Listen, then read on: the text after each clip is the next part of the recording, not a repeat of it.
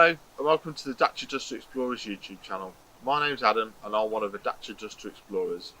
In these videos you'll see myself and other explorers driving green lanes, commonly known as the hobby of green laning.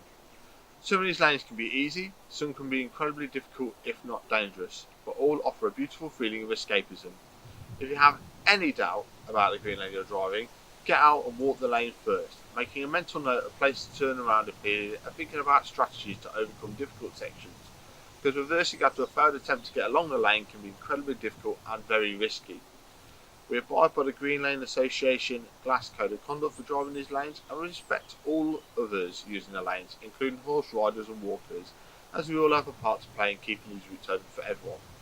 If you're thinking of green laning yourself, please consider joining the Green Lane Association to help fight to keep these lanes open and to help you understand more about this hobby. They also have a Trailwise 2 website which will significantly aid in your planning.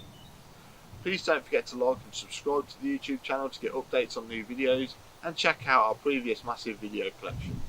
For more information head to the website www.dacia2explorers.co.uk, and finally, thanks for watching, stay safe and enjoy your trips.